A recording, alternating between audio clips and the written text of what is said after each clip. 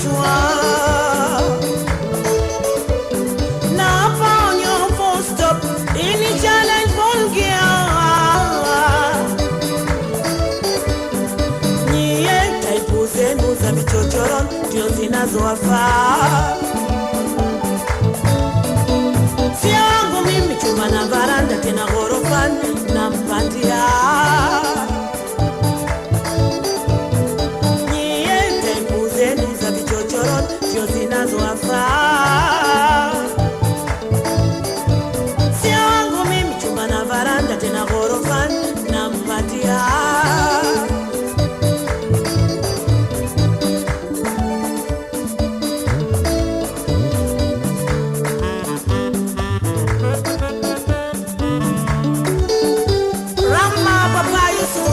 Mama chichi, mwana nyamala. Heri kuvaka na mbili kuliko mdudo mbogo. Stop jipangeni ya hapa kwangu mmechemka. Nina ladha tamu sana. Ndio maana hataki kutoka. Acha mjena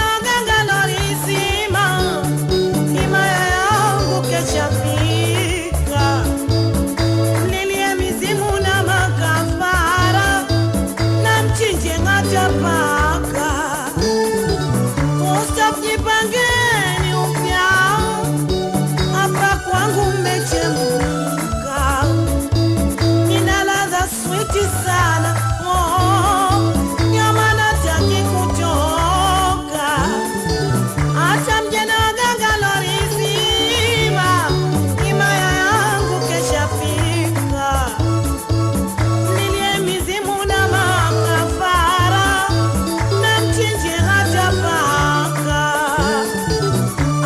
wajifanya unalipa utafiti wako ukamweka. Wewe uwezimi. Karibu sana makamu wa rais, wageni wetu rasmi. Baada ya upanzi wa mti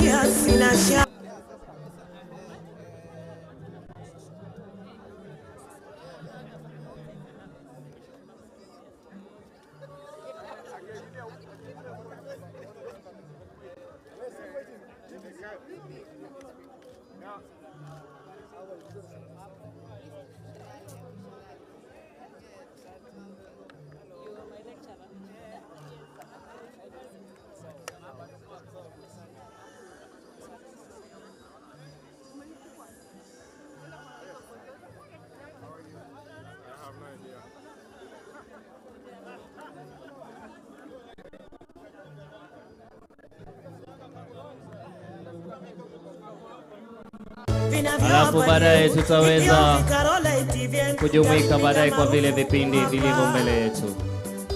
Studio, asante, utanipigia sauti ya wastani tukiendelea kwa matayarisho kumlaki mgeni wetu rasmi siku ya leo.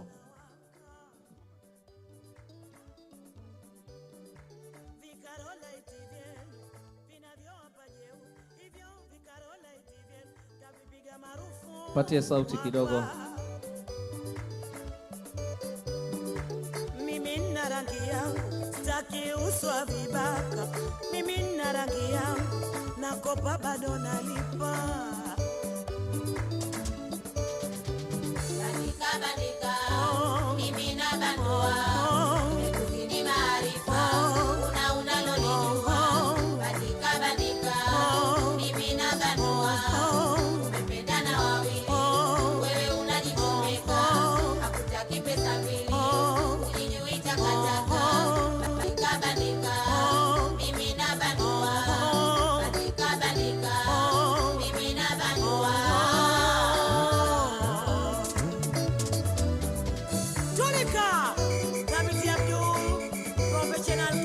Tanzania number 1, mfalme wa keyboard. Onyesha, onyesha.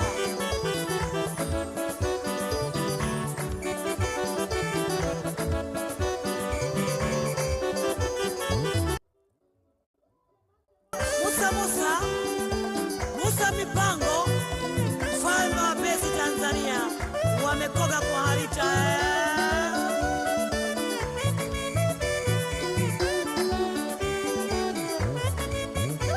Rais wa Mbagala Kaisi Musa Kaisi, mwambie asiache mbaya kuvaa koti jeupe, sio wote madaktari, wengine wauza nyama.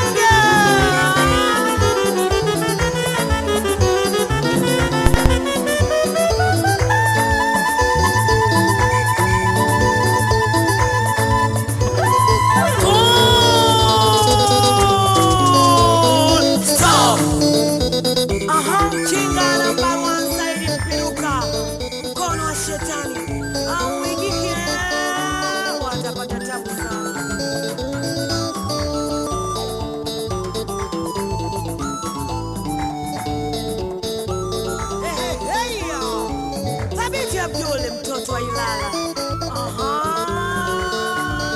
mfalme wa keyboard, mwambie Saida, mama alukuchi kwa Linatu Zenji Maria, mwambie usione wingi wa ndevu ukafikiria busara, mapambo tu. Kuti, mtoto wa Mombasa,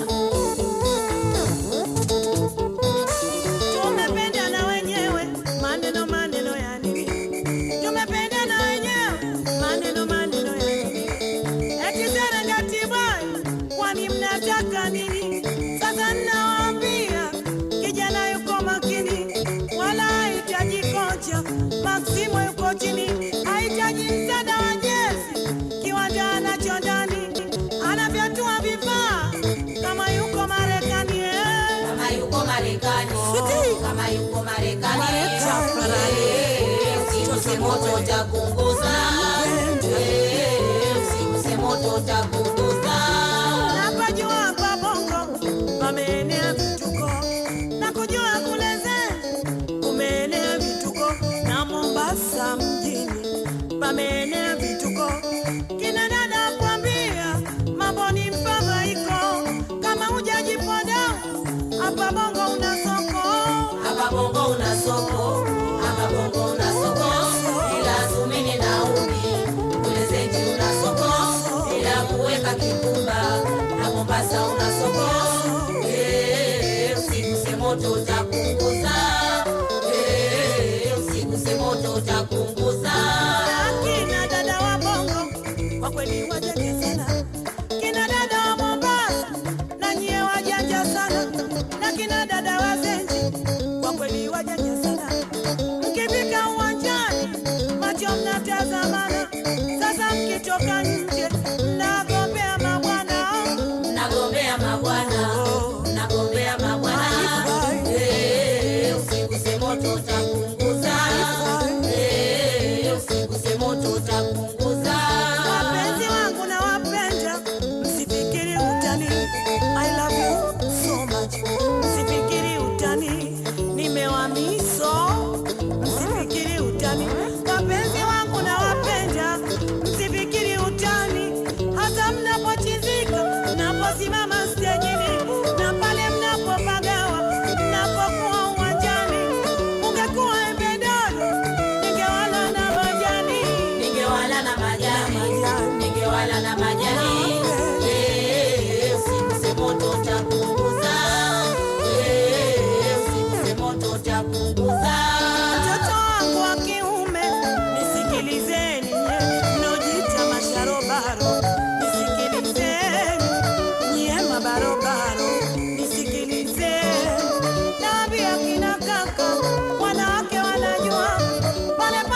Asante studio.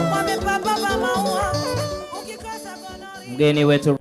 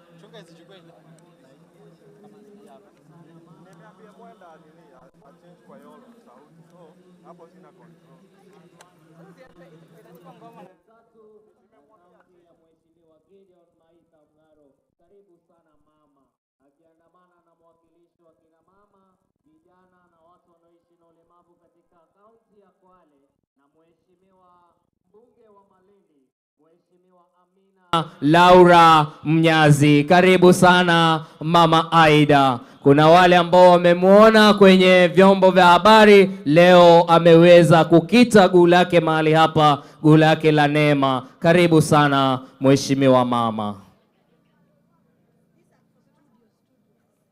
Kama nilivyokuwa nikiwachukua awali ya kwamba baada ya mgeni wetu rasmi kutembelea vibanda vyetu sehemu zile, atakuwa baadaye anajumuika pamoja na sisi. Pale tuko na kibanda cha gatuzi la Kilifi, tuko na kibanda kutoka maeneo tofauti tofauti. Kwa hiyo baada ya mzunguko huo ataweza kujumuika pamoja na sisi katika ukumbi huu. Niweze kuhatarisha tu punde tu mgeni wetu rasmi atakapoingia katika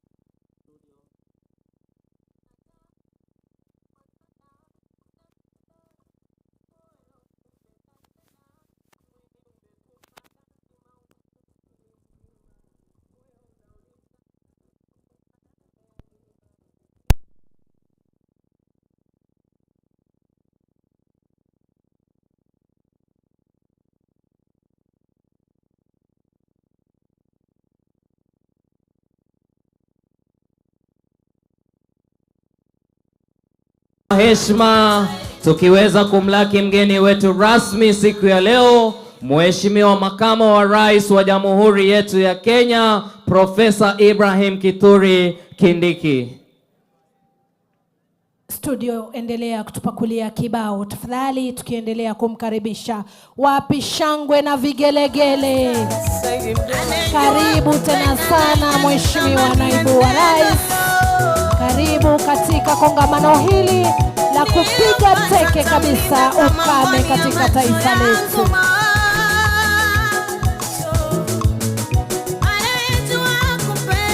Wapi makofi jameni? Karibu tena sana Mheshimiwa Naibu wa Rais. Karibu kabisa katika jimbo hili la Kilifi. Asante sana studio, karibuni kabisa kila mmoja. Tafadhali nitaomba popote tuliko tusimame wima kwa sababu ya wimbo wa taifa na wimbo wa Jumuiya ya Afrika Mashariki, tukiongozwa na wanabendi wa huduma ya maafisa wetu walinda wanyamapori nchini. Bendi.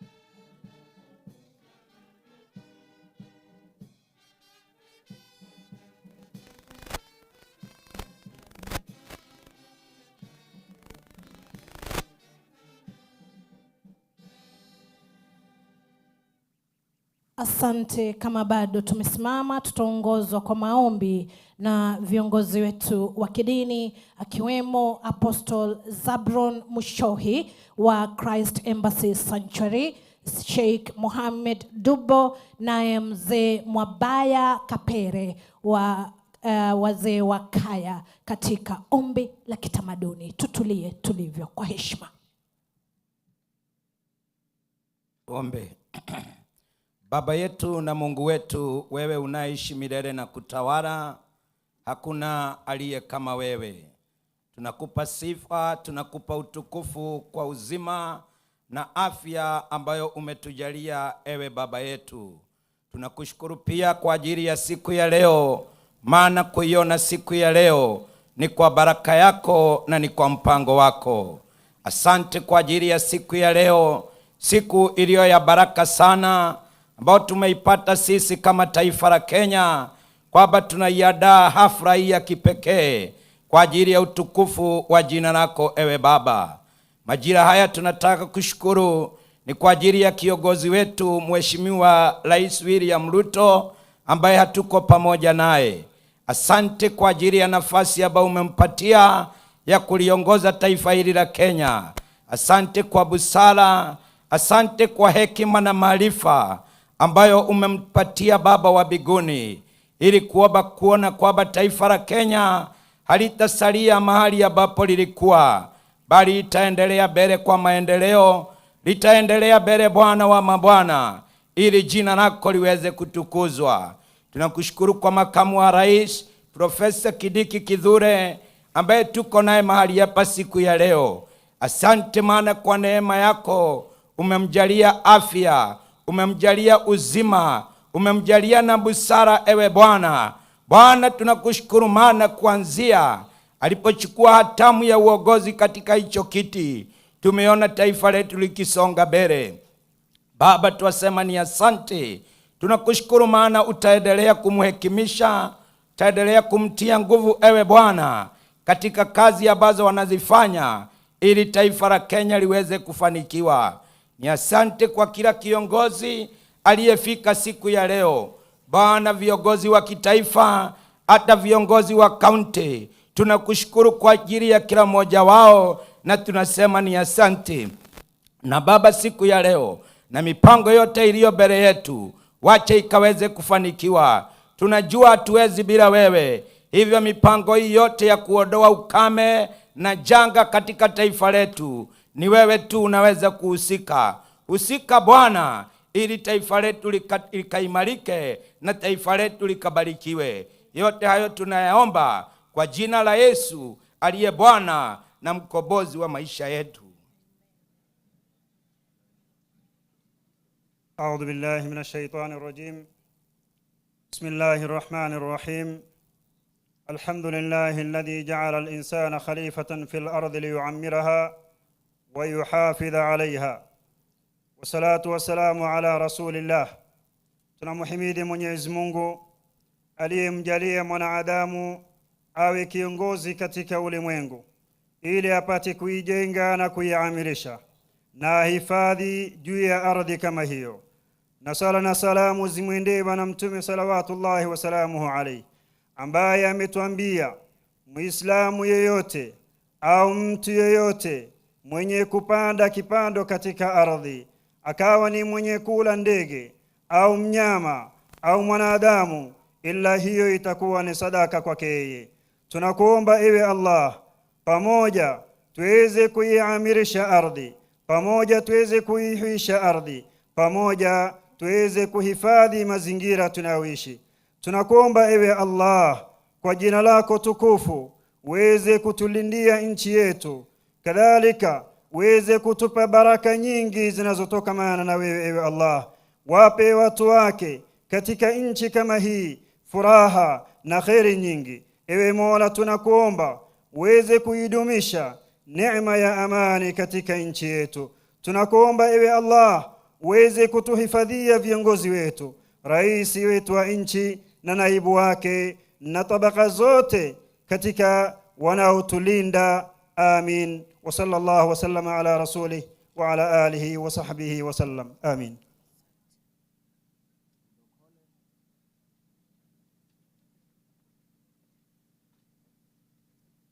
Amidi similani, akaya similani, ago similani, uchisimila, malamazo, sigomai. Bai vivirero huziajaliwani Mwenyezi Mulungu na koma za nimekatililiwa menza hamwenga na mepoho kuhika haha. Hunazivoya sizo koma zao kuhasana siyase. Zichi hasa bai huna mala siyu mujeni wehu adhiye kuza haha. Ariye ni chilongozi wehu na chilongozi wehu mbomu ariye ni Ruto. Huna muhasana ye kuhaswa na haswe. Achi haswa bai huna mala siye asehenza siga. Huna mala kwenda makazombo kwenda naende. Achenda kuna nyumba kaisundulwa. Achifika siye kusundurirwa na sundurirwe. Achisundurirwa huna mala kusindikirwa na sindikirwe. Achisindikirwa huna mala siya sinzima ya Kenya. Huna mala mvula ni matezi kunyana inye. Ichinya indameza maboga manji sana. Atuandaga mala waganjize masufuria ni wagajite. Muna mala mzanga na myokulala na ulale. Uwazo hazo kunana na honane. Unahenza uchigoma kusikirana na usikirane.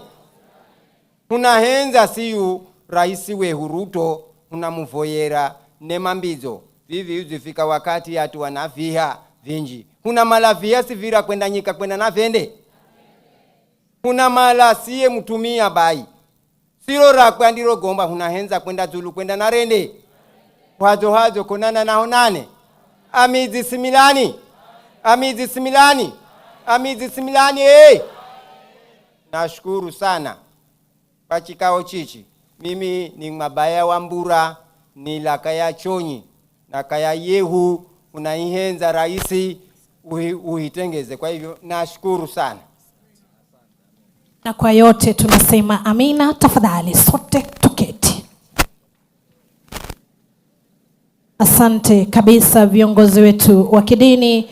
Ukinikubalia mgeni wetu wa heshima, nitaweza kukukaribisha kwa burudani fupi mno ambalo linaguzia kabisa mada za siku ya leo, siku ambayo kama taifa tunajumuika na mataifa mengine kuweza kupigana na masuala ya ukame. Atakaye tufungulia jamvi hilo ni mtoto Ashley Melona ambaye ni wa gredi la 4 aliye na ujumbe ambao nitawaomba sote tafadhali kwa heshima tutulie kabisa, tumpe masikio ili tuweze kuburudika. Karibu sana mgeni wa heshima, Mheshimiwa Naibu wa Rais, uweze kuburudika.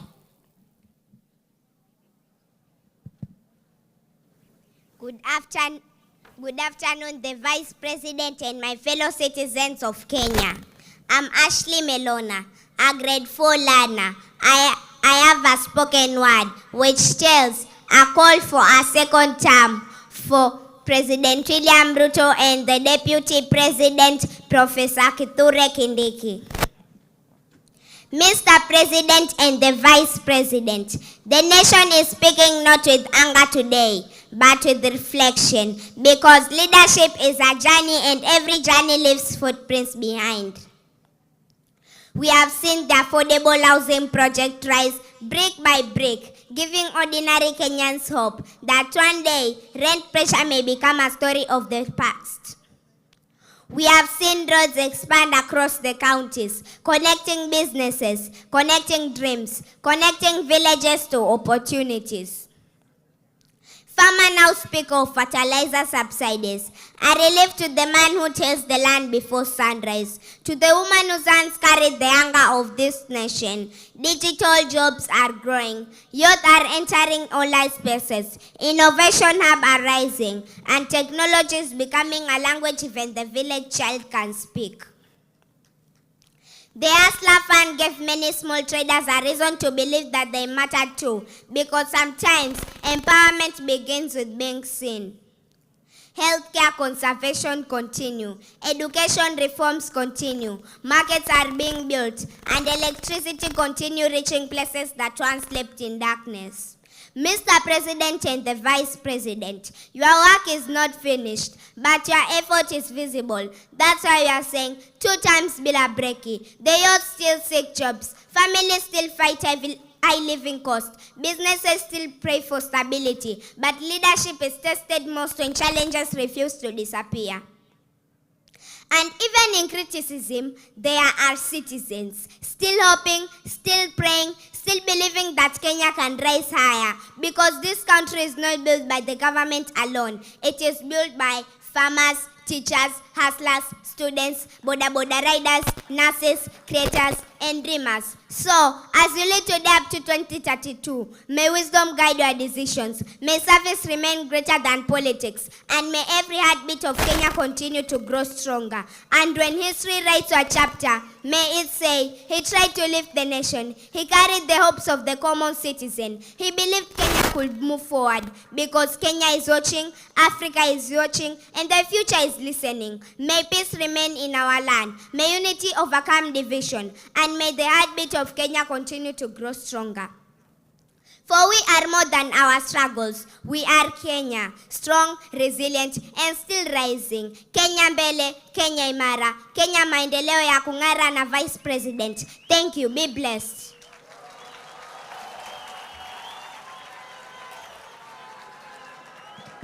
Makofi mazuri kwa mtoto Ashley jameni. Kenya mbele, Kenya iendelee kung'ara, na Kenya ing'are na nani? Naibu wa Rais. Makofi tena kwa mtoto wetu Ashley. Asante. Watakaofuatia Mheshimiwa Naibu wa Rais ni Vipingo Central Primary. Popote mlipo, karibuni pia muweze kutuonyesha makali yenu. Nao Dream Dancers wajiandae vikamilifu, bila kuwasahau wana mashaiha Giriama Dancers. Vipingo Central Primary, tafadhali ukumbi ni wenu.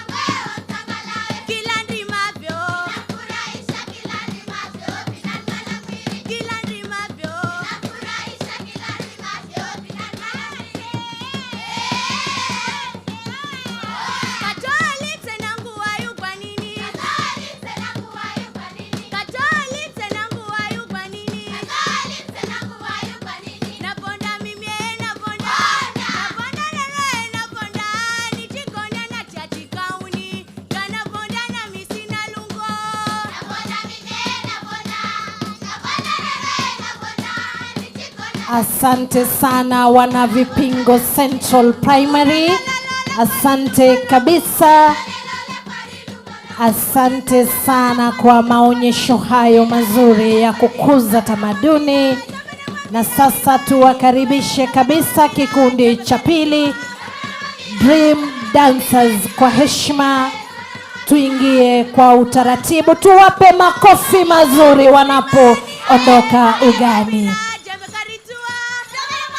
Makofi mazuri tena kwao jameni, watoto wetu wazuri ambao wametupa mahali pa kufanyia kongamano hili, watoto wa Vipingo Central Primary. Watakaofuatia ni Dream Dancers ambao pia watachukua muda mchache mno, Mheshimiwa Naibu wa Rais, kutuonyesha makali yao.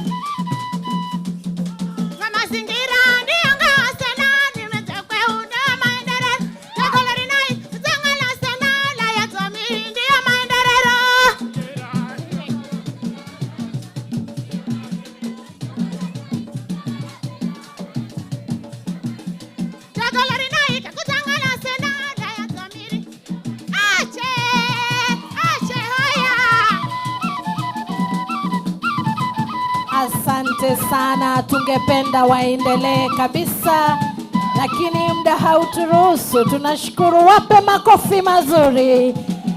Wape makofi mazuri. Hao wanajulikana kama Dream Dancers, wapiga densi wa jimbo hili la Kilifi, wacheza densi ambao wanajulikana katika jimbo hili na hata majimbo jirani. Watakao tutamatishia Mheshimiwa Naibu wa Rais si wengine bali ni Mashaiha Giriama Dancers. Popote mlipo, karibuni muweze kuburudisha wageni wetu.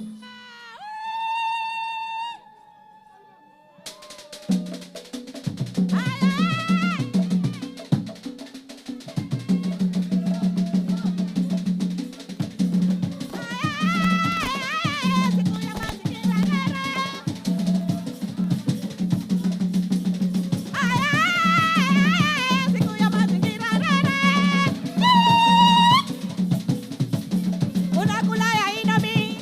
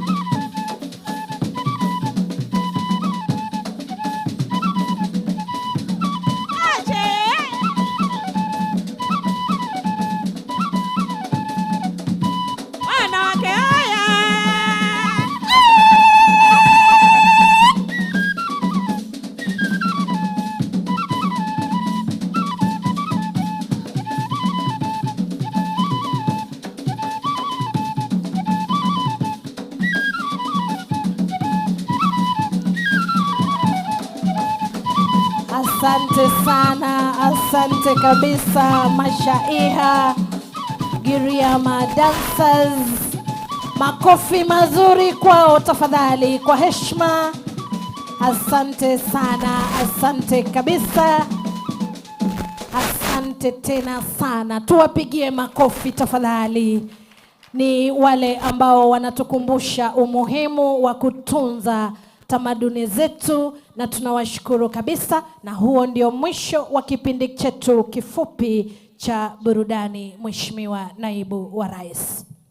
Mgeni wetu wa heshima, Mheshimiwa Naibu wa Rais Profesa Kithure Kindiki, Waziri wa Mazingira nchini Mheshimiwa Daktari Dibora Mlongo Baraza, Naibu Katibu Mkuu wa Umoja wa Mataifa na Katibu Mtendaji wa Mkataba wa Umoja wa Mataifa wa kupambana na kuenea kwa ukame, Bi Daktari Yasmin Ford, Naibu Katibu Mkuu wa Umoja wa Mataifa na Mkurugenzi Mtendaji wa Mpango wa Mazingira wa Umoja wa Mataifa, Bi Inga Anderson, Kamishna wa Kilimo, Maendeleo ya Vijijini, Uchumi Samawati na Maendeleo Endelevu, Mheshimiwa Moses Vilakati, Naibu Gavana wa gatuzi hili, Mheshimiwa Bi Flora Mbesa, Balozi na mwakilishi wa kudumu wa Jamhuri ya Kenya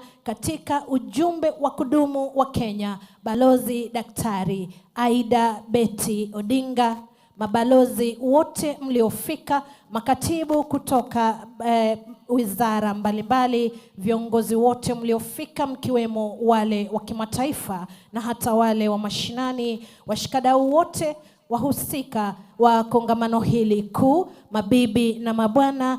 Kwa kuzingatia itifaki hii, Mheshimiwa Naibu wa Rais, nikubalie nimwalike Katibu Mkuu Wizara ya Mazingira, Daktari Engineer Festus Ngeno aweze kutuongoza katika ratiba hii. Makofi mazuri kwake tafadhali. Your Excellency, the Deputy President of the Republic of Kenya, Professor Kithure Kindiki, who is our chief guest for this event, our Cabinet Secretary, Dr. Deborah Mlongo Baraza, the Executive Director, UNEP Inga Anderson, the Executive Director, UNCCD, Dr. Yasmin Ford, the PR to UNEP and UNON, Her Excellency Mama Aida Odinga, Your Excellencies Ambassadors present, the Deputy Governor of Kilifi, Her Excellency Flora Mbesa, members of Parliament present led by the local leadership, the Environment Committee members, distinguished guests, ladies and gentlemen, good afternoon. Habari zenu.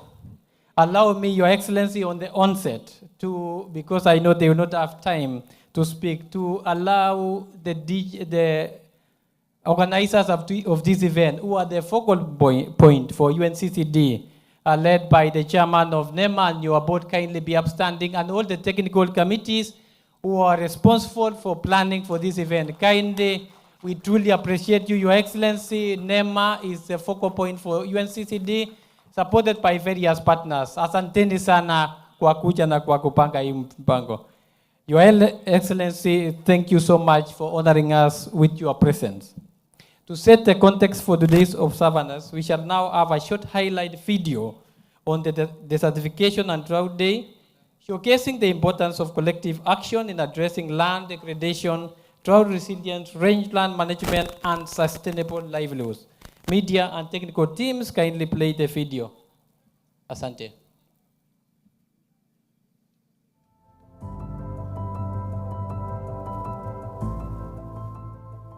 During the last drought alone, that's how much Kenya lost. Not numbers on a page, lives, livelihoods, years of wealth wiped out in months. Right now, across our rangelands, over 3 million people face hunger.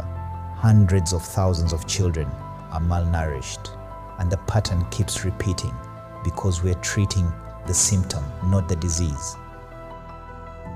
Fula bisani tan bisani kamnu sana ke jaba jirra ola baranatu fula bisani obbane bisan ken machine nu kamnu le kuron tentane namo bafti nam ko mile rachechetet ayara dabet.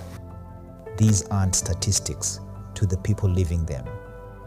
But here's what the World Day for Drought and Desertification is really about. It's a reminder that rangelands aren't wastelands waiting to be fixed. They're living systems. They're home to 250 million pastoralists across Africa. Saa hii Mbilali mfugo hakuna chakula, binadamu pia hawana chakula. Watu wako na shida ya chakula. Watu wako na pia shida ya maji pia. Serikali pia wamejaribu kusaidia. Kuna namna mingi serikali wameintervene. Kuna chakula kuna chakula ya relief, ingawa ni kidogo iko. Kila mwezi tunapata. Lakini ni kidogo, haitoshi. Recognize them first. Rangelands aren't empty space. They're sophisticated ecosystems managed by people with centuries of knowledge. Respect that knowledge and then restore, not by imposing solutions from outside, but by working with communities to rebuild what drought and policy failure have torn apart. Because here's the truth, nobody wants to say out loud, we've had the technology and the resources to prevent mass livestock death for over a decade, yet animals still die. Communities still lose everything.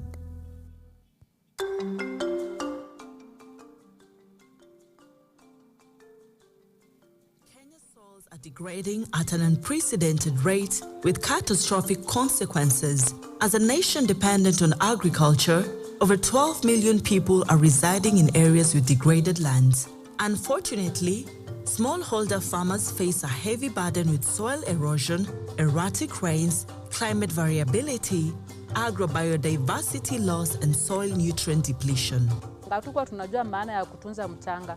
Kwa mfano, unapata mtu ako na shamba yake nzuri, mchanga ni mzuri, lakini ameachilia ng'ombe zake kwa shamba. Utapata ng'ombe kwa shamba, mbuzi kwa shamba, zinakanyanga huo mchanga, alafu wakati upepo unapokuja unabeba ule mchanga mzuri unapeleka. Maana hizi mitaro ziko hapa ilikuwa ni maji ilikuwa imetengeneza, na kila mara kinyesha maji napita hapa natoa mtaro kubwa. Kuna wakati mwingine ilikuwa imebeba ng'ombe mpaka huko chini. Kwa hivyo tulikuwa tunapata shida mingi sana, kwa sababu hata kuna wakati tunashindwa kufuka. Land degradation in Kenya has the potential to have lasting effects on both the economy and the way of life for Kenyan people. This is driven by several factors: clearing land for crop and livestock farming, wood extraction, charcoal burning, infrastructure development, as well as practices such as poor tillage. And the next drought isn't coming someday. It's already here. And this time, we know what to do. Recognize, respect, restore.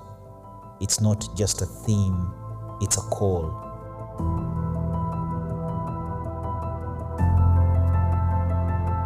Thank you so much, media team, Your Excellency.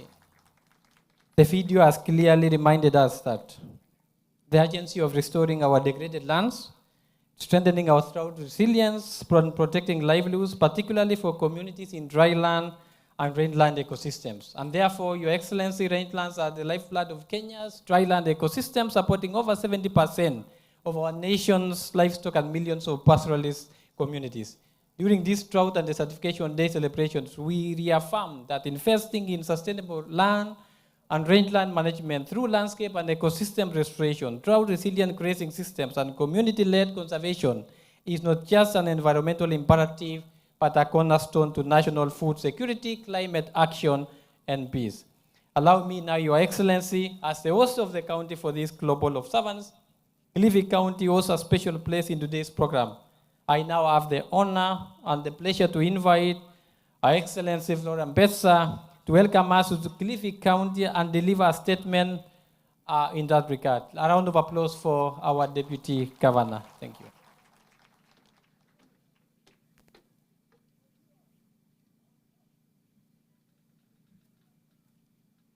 Your Excellency, the Vice President of Kenya, let me ride on the protocol already observed. It gives me great pleasure to join you today as we commemorate the World Day to combat desertification and drought under the timely and important theme, Rangelands, Recognize, Respect, and Restore.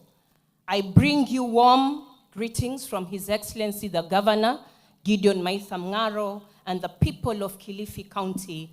Here we say you have breakfast at the beach, lunch at the game drive, and dinner at the sand dunes. Today's theme speaks directly to the realities and aspirations of our county, and the semi-arid and semi-arid lands cover significant portions of Kilifi County and support the livelihoods of thousands of households who continue to experience erratic rainfall patterns, prolonged dry spells, and recurring drought conditions. These pressures, Your Excellency, have contributed to land degradation, declining of productivity, and loss of vegetation cover, and increased vulnerability among our communities. Therefore, the call to recognize, to respect, and to restore our rangelands are very, very important. In Kilifi, we are saying recognizing our rangelands means acknowledging their economic, ecological, and social value. Respecting them means supporting the communities whose lives and livelihoods depend on this ecosystem, and restoring means taking deliberate action to rehabilitate degraded landscapes and invest in sustainable and management practices. As Kilifi County government, we recognize that sustainable management of rangelands is not merely an environmental concern, it is a developmental priority. Healthy rangelands mean healthier livestock, improved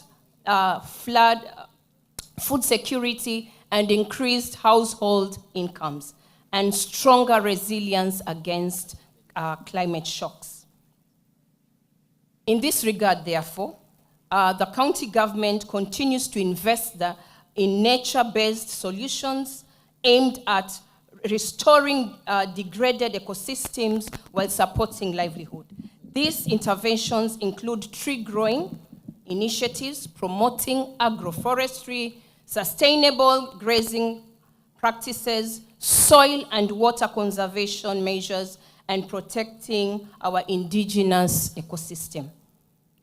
Ladies and gentlemen, I am proud to report, as a county government, together with our partners, we have now planted over 3.2 million trees across both terrestrial and marine ecosystems. However, our focus now goes beyond planting. We are looking at nurturing. Our priority is to ensure these trees survive.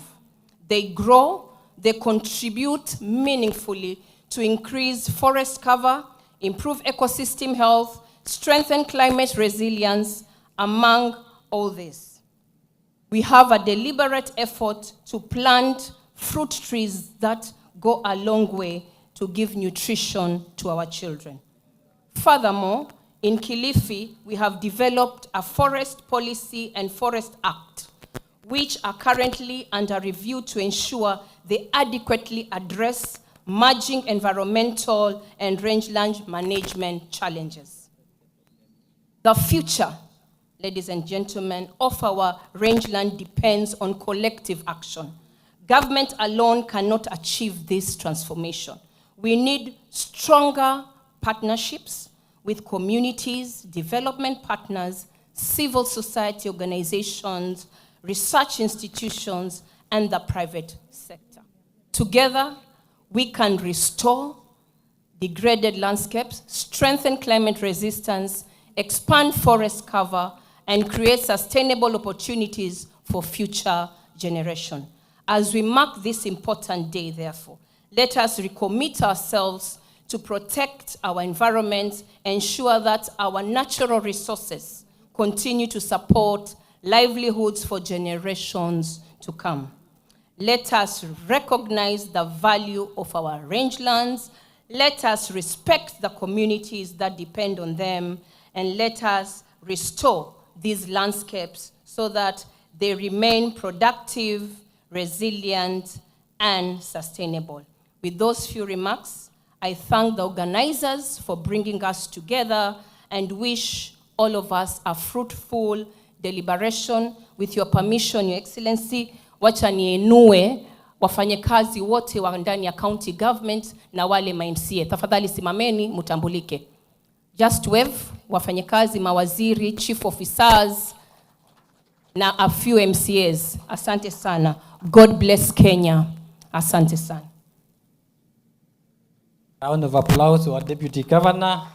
Thank you so much. Your Excellency, the county government of Kilifi have really given us a good host, and they have really supported this program together working with the National Environment Management Authority. Allow me, Your Excellency, to invite the Deputy Majority Leader, Honorable Owen Baye, to make a statement and introduce the other members of Parliament. And tulikuwa tumesikizana na yeye.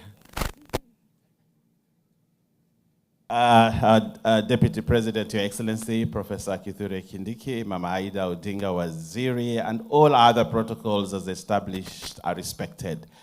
Your Excellency, I just want to make one statement as I recognize and then invite the Member of Parliament for this area. One, Your Excellency, you know land is life. Land is life. And better quality land means better quality life for our people. Degraded land, land that has not been managed properly, means life that has challenges, Honorable Deputy President. And therefore, as a Kilifi County and as a Parliament, we commit ourselves to ensure that we restore our lands, we respect our lands, restore them, and make this land more useful, more productive, and better quality life for all Kenyans. And that is the pledge from Parliament, and that's the pledge from the people of Kilifi. I thank you. I would like to introduce members of Parliament. I know the Deputy President was a bit worried, but don't be worried. I'm okay. So I want to start with Honorable Katambi. Honorable Katambi, MP for Njoro, Karibu Sana. I want then to introduce Mama Amina Mnyazi, MP for Malindi. I want to introduce MP Paul Katana, the MP for Kaloleni. I would like to introduce Lote, MP for Kacheliba. And then I want to introduce Masito, MP, Women Rep for Kwale County. And lastly, I want to introduce my friend Bwire, MP for Taveta. Having done those protocols and having observed that, Honorable Deputy President, Your Excellency, I want to invite the MP for this area, the Honorable Ken Kitty Chonga, to make his statement, and then probably Ngana will take it. Thank you very much. Sumilani Midzi. Sumilani. Thank you. Nikizingatia itifaki zote, kwanza nataka kuchukua nafasi hii kukukaribisha naibu wa rais hapa Kilifi Vipingo specifically, na pia pili ningetaka kuchukua nafasi hii kushukuru kwa sababu shughuli kama hii ambayo kwamba inakuwa observed ulimwengu mzima leo iko hapa Vipingo. Mheshimiwa Deputy President, nimeambiwa niongee kwa dakika 3.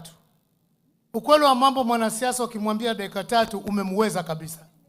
Lakini nitatumia dakika hizo 3 nizungumze maswala ambayo yanahusiana na shughuli ya leo. Your Excellency the President, tumeangaziwa ile theme ya leo ambayo ni kuhusu mazingira, na kwetu hapa Pwani katika kuhifadhi mazingira kama alivyozungumza naibu wa governor, kuna mimea ambayo kwamba pia ni matunda. Uchumi wa mtu wa hapa Pwani umetegemea toka jadi mmea wa korosho na mmea wa mnazi. Hii pia ni miti. Tumeona kazi nzuri ambayo serikali ya mtukufu Rais Ruto inafanya kule bara. Majani chai, kahawa, pyrethrum, ile pia ni miti. lakini uchumi ule ambao ungechangia katika mazingira hapa pwani wa mkorosho na mnazi, huu umeachwa nyuma.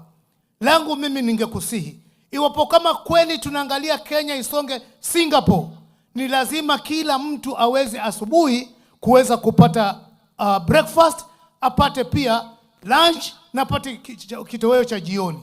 Ninasihi serikali isimame kidete kuimarisha mmea wa mkorosho na mmea wa mnazi, ili mbali na kuzingatia mazingira, pia iwe kitega uchumi kwa familia na jamii ya korosho, tuende Singapore. La pili, Your Excellency, kabla mimi niwe mbunge mpaka leo naimba tutam, kulikuwa kumeanzishwa chuo hapa Ronald Ngala University ambacho ni chuo cha utalii. Mombasa, Kilifi ni mahali ya utalii. Your Excellency, ni jambo la kuhuzunisha. Tunaona miradi inaanzishwa, barabara zinajengwa, manyumba yanajengwa, miradi ya kila aina inakuja na inamalizika. Chuo kile kimechukua miaka zaidi ya 20 hakijakamilika. Ni jambo la kusikitisha. Pale pana uchumi ambao umelala, vijana watapata kazi. Huu mji wa Vipingo unaweza rahisi kukua. Mheshimiwa Rais, kwa unyenyekevu tunaomba serikali yako, kabla hatujaingia kwa tutam, tuhakikishe kile chuo tuweza kukifungua. La tatu, Your Excellency, juzi rais alikuwa hapa, na katika majadiliano ambayo yalipita ilikuwa ni masuala ya uskota, Your Excellency, ambapo tunashukuru serikali yenu imetenga kima cha bilioni 5 kuhakikisha kwamba mtu wa pwani hawezi kuwa squatter tena. Your Excellency, kama kuna shida ya usquatter, shida kubwa iko Kilifi South, hata si mahali pengine. Hapa ndio home ground ya masquatter. La kunihuzunisha mimi, katika ile list ambayo imeandikwa sahihi, hakuna hata shamba moja la Kilifi South. Hii nimeandika barua, Your Excellency, nimeprofile zile mahali ambazo ni sugu sana. Nitakuletea ndani ya hii wiki. Tafadhali take your time, utusaidie angalau uskota uteremke huko chini. Nikimaliza, maana yake nimeambiwa sina muda. Hapa mahali tumesimama, Your Excellency, kuna shule hapa Vipingo Secondary. Sio shule changa, lakini haijaweza kukua vile. Mimi nakuomba uninunulie basi la hii shule. Hilo halitaharibu mazingira. Tutakumbuka na Your Excellency is real hapa kwetu. Asante, Mungu akubariki. Asante sana, tumpigie makofi. Thank you so much, honorable members, for sticking to the time as agreed. Asante sana. Your Excellency, ladies and gentlemen, international cooperation remains central to addressing desertification, drought, and land degradation. I would now like to request the media to play a video message by the Deputy Head of Mission, Ambassador Alexander Findre, speaking on behalf of the diplomatic community, to deliver a statement. Media team, please.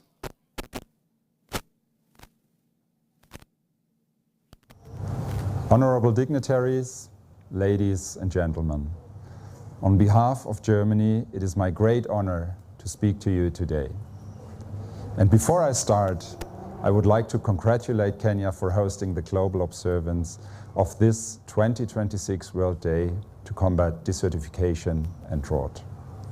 It marks the first time in nearly a decade that the African continent has hosted this prominent international event. Congratulations. 95% of the food we eat depends on soil.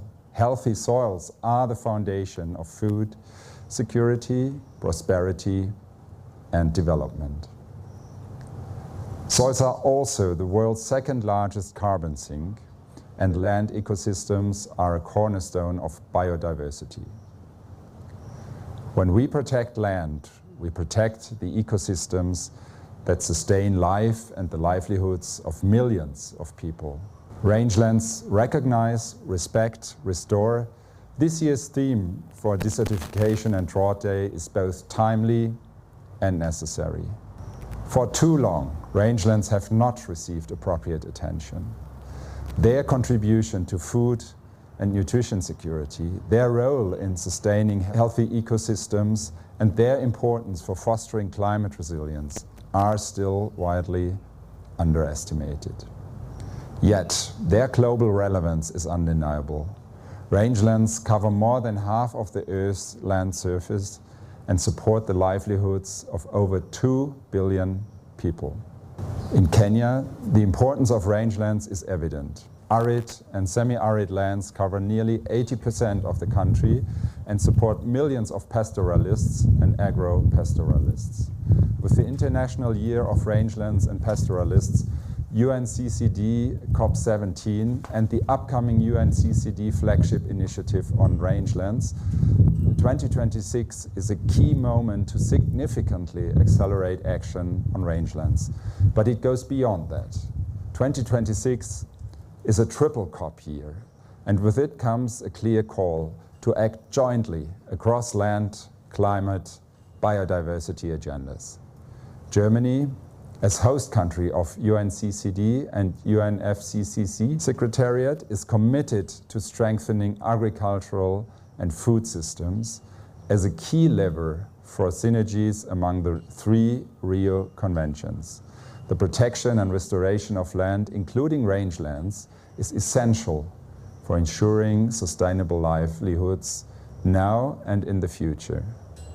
Germany and Kenya have enjoyed a long-standing relationship since 1963.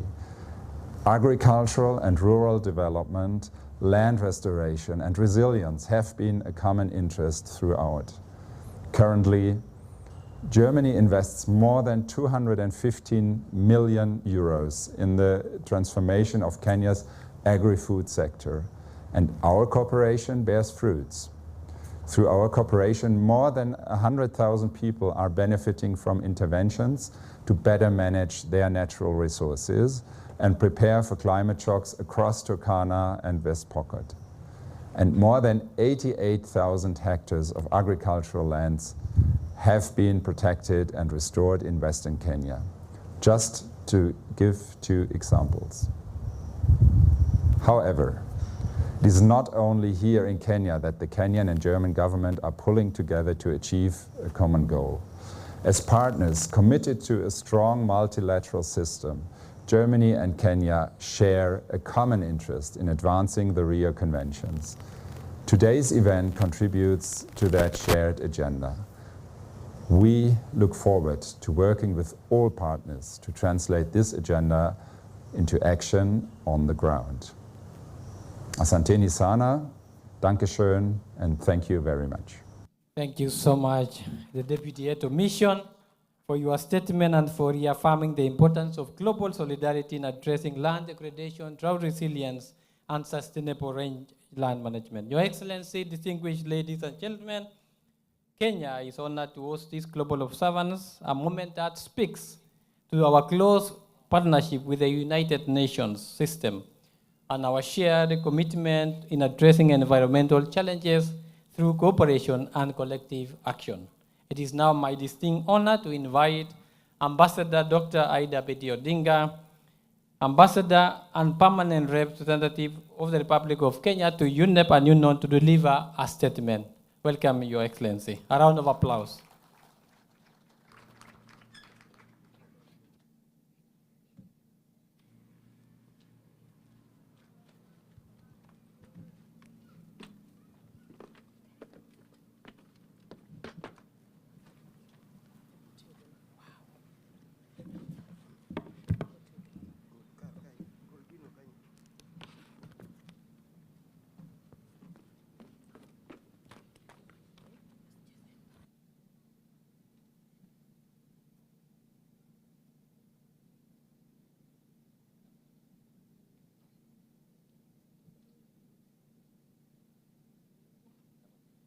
Your Excellency, Professor Kithure Kindiki, the Deputy President of the Republic of Kenya,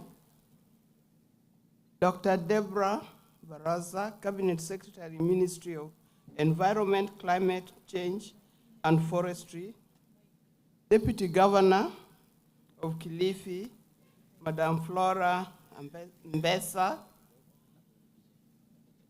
Ms. Yasmin Ford, Under-Secretary General of United Nations and Executive Director,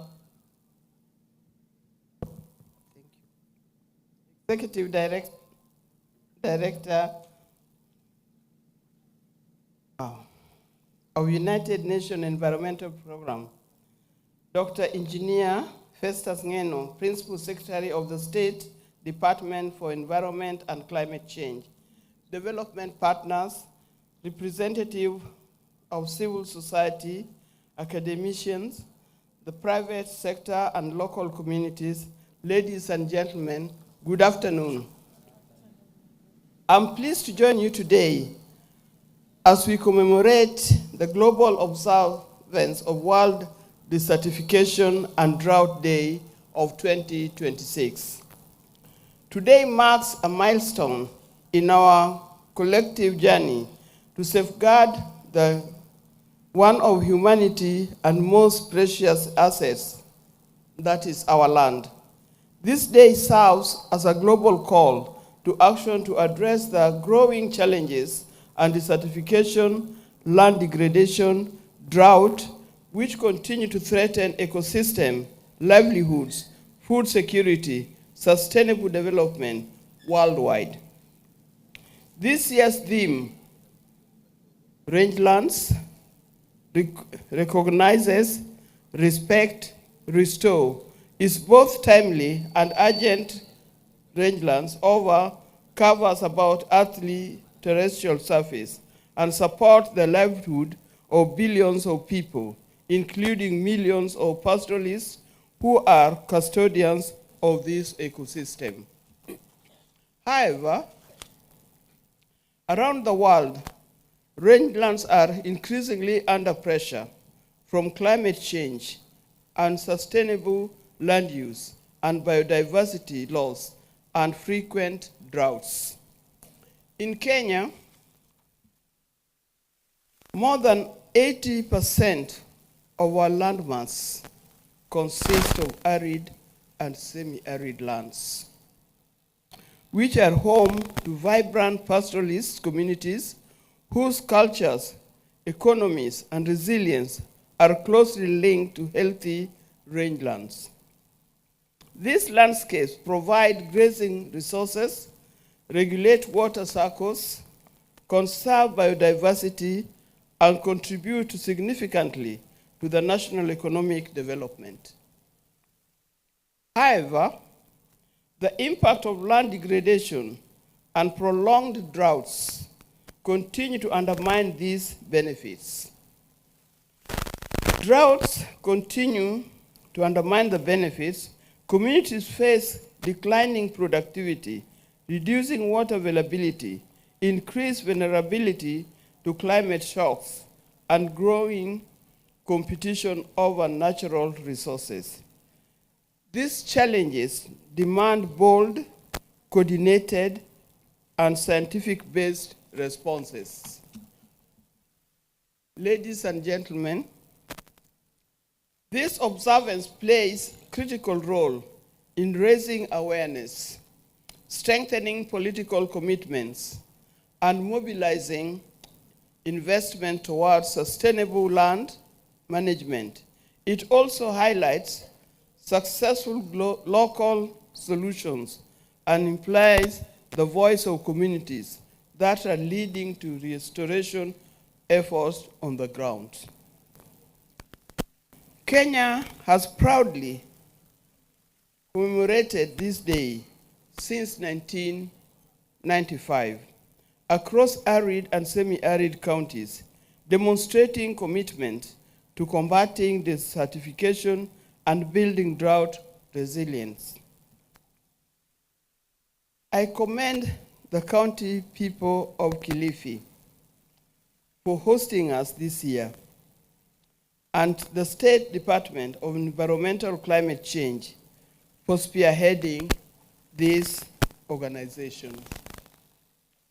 Restoration Rangelands is investment in people, prosperity, peace, Health rangelands support sustainable livestock production, conserve biodiversity, and enhance carbon separation, strengthen resilience to climate change, and sustains the cultural heritage of pastoral communities.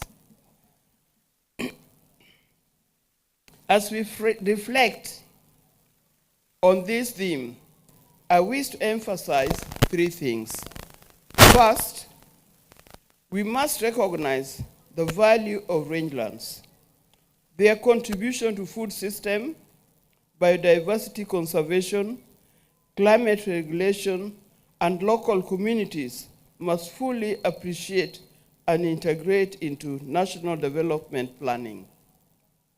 Secondly, we must respect the knowledge and rights of pastoral communities. Indigenous and local knowledge system have sustained this ecosystem for generations. Effective restoration requires meaningful participation to secure land tenure and to include governance and empowers communities as partners in leadership. Third, we must restore degraded lands at scale. Restoration is one of the most cost-effective investments available to humanity. Through sustainable grazing management, ecosystem restoration, water conservation, agroforestry, and climate-smart land use practices, we can reverse degradation and build resilience for future generations. In conclusion, let us use this occasion to renew our commitment to protecting our land resources and support the communities who depend on them.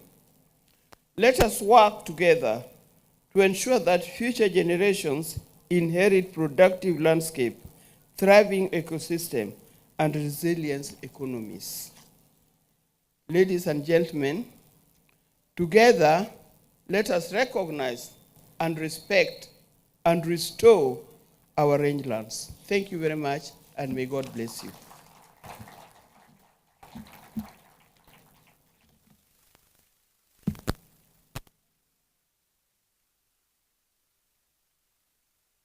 A round of applause to our Ambassador, Dr. Aida Betty Odinga. Thank you so much for your statement and for reaffirming Kenya's continued engagement with the United Nations system and in addressing collaboration, desertification, degradation, and drought. We truly appreciate your statement, Your Excellency. Your Excellency, now it is my honor and distinct pleasure to invite the Cabinet Secretary for Environment, Climate Change and Forestry, Dr. Deborah Mlongo Barasa, to deliver a statement. And she will also moderate the next high-level session that will include an address by the UNEP Executive Director, UNCCD Executive Director, the video message by UNSG, His Excellency Antonio Guterres, and lastly, invite you, Your Excellency, to give the keynote address. With that, Your Excellency, thank you so much. I have been your moderator, Dr. Engineer Festus Ngeno, the Principal Secretary, State Department of Environment and Climate Change. Asanteni sana. Welcome. Thank you.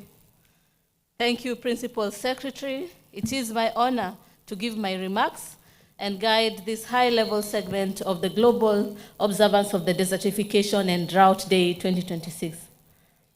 Your Excellency, the Deputy President, Professor Kithure Kindiki, the Deputy Governor of Kilifi County, Your Excellency Flora Mbetsa, Ambassador Dr. Aida Betty Odinga, Ambassador and Permanent Representative to the Mission of the Republic of Kenya to UNON and UNEP, Ms. Inga Anderson, the UN Secretary General of the United Nations and the Executive Director of UNEP, Dr. Yasmin Fuad, the UN Secretary General of the United Nations and the Executive Secretary of the United Nations Convention to Combat Desertification, representatives of UN agencies, development partners, distinguished guests, ladies and gentlemen. It is a great honor and privilege to join you today here in Kilifi County as Kenya hosts the Global Observance of World Desertification and Drought Day 2026 under the theme, Rangelands, Recognize, Respect, Restore. On behalf of the Ministry of Environment, Climate Change and Forestry, which serves as Kenya's national focal point to the United Nations Convention to Combat Desertification, I warmly welcome all our distinguished guests, partners, and friends who have traveled from different parts of the world to join us for this important occasion. This event is historic for our country. It is the first time Kenya is hosting the Global Observance of World Desertification and Drought Day, and only the second in the continent.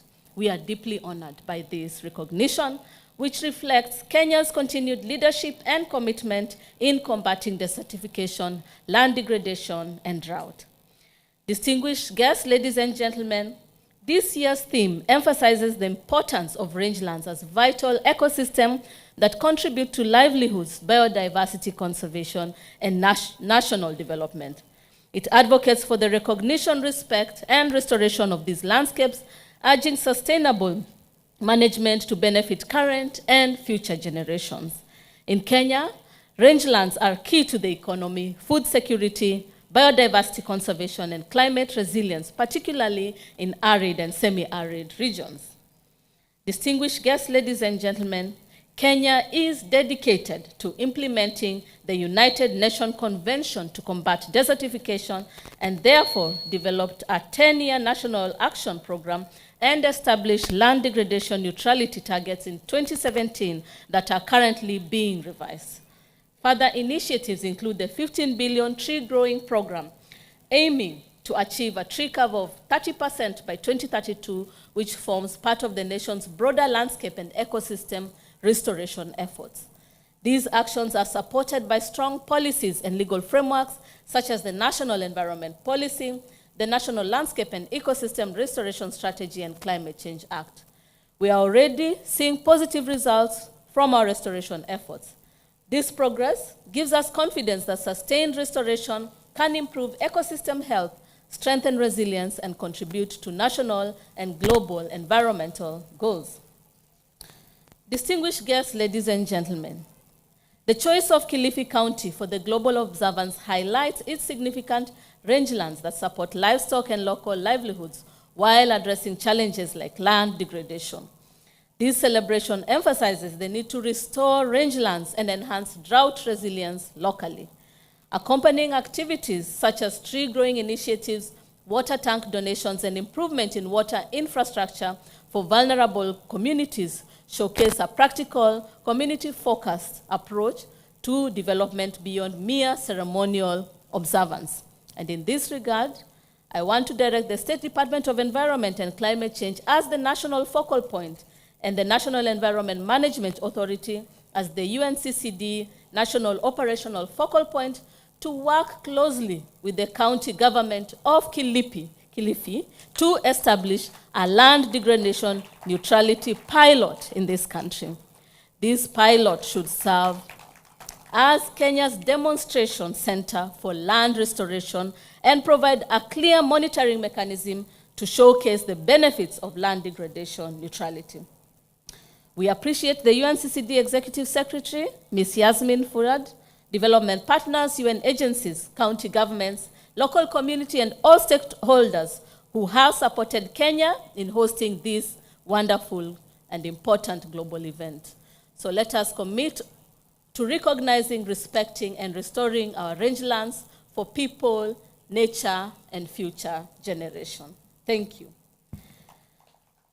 Distinguished guests, with those few remarks, Kenya is honored to host this global observance in partnership with the United Nations system, and UN continues to play a central role in supporting countries in addressing environmental degradation, biodiversity loss, climate impacts, land restoration, and sustainable livelihoods. And that is why it is my honor and privilege to invite Ms. Inga Anderson, the UN Secretary General of the United Nations and Executive Director of the UN Environment Program, to deliver her remarks.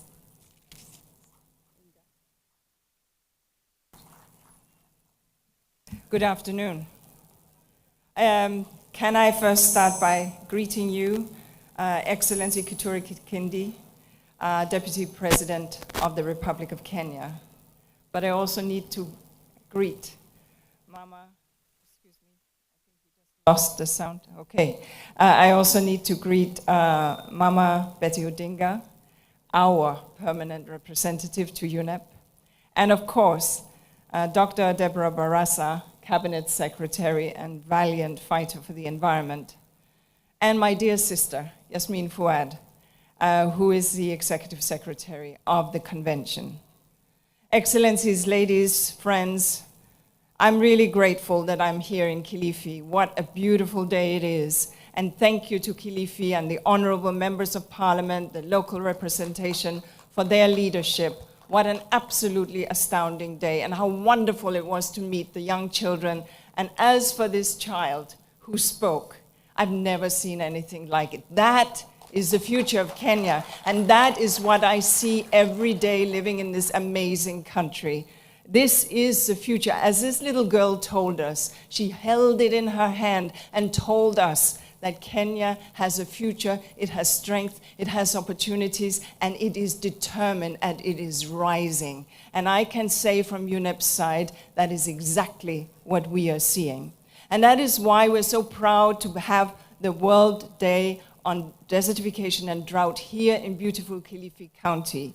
Because Kilifi lives by the sea, but it also lives with the rangelands. And living between those, it understands both elements. It understands, yes, the beauty of the sea and all that it can bring, but it also understands that the lands are fragile, as we saw in that video. And so when I hear about Cabinet Secretary having committed to make land degradation neutrality for Kilifi County as a first set of goals, how marvelous is that? And I can say that we from UNEP will do all that we can to support you in that endeavor.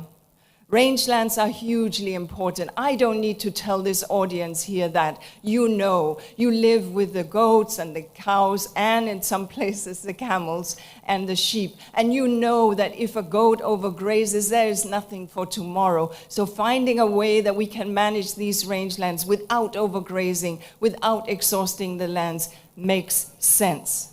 But here's the thing. As Mama said so well, who knows this best?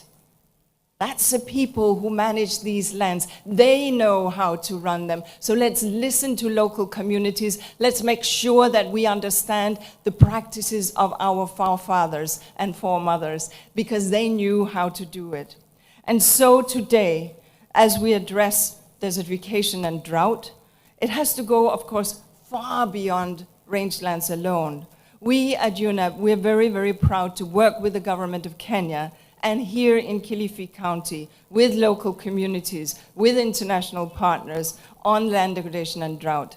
The Tana Delta Lower Tana project, funded by the GEF and executed and implemented by UNEP, shows what can be achieved. Here in the Tana area, we have helped communities develop land use plans targeted, including 130 hectares under sustainable livestock, fisheries and crop management, and 10,000 hectares under restoration. This work also supported by the establishment of community conservation area of 95,000 hectares, showing how land use planning can reduce, yes, conflict between communities on grazing rights, protect biodiversity, and support local livelihoods. But restoration is not enough. We have to prevent healthy land from becoming degraded in the first place. And that is what today is all about. We have to have early warning. We need to lean in on this. And today's day is exactly about this. I celebrate Yasmin Fuad, the leader of the convention. I look forward to supporting her in the upcoming COP, and I want to assure you that we from UNEP, we have been in Kenya for 54 years, and we have learned from our Kenyan friends, and we are proud to be here, and I thank you for having this day today in Kilifi. Thank you.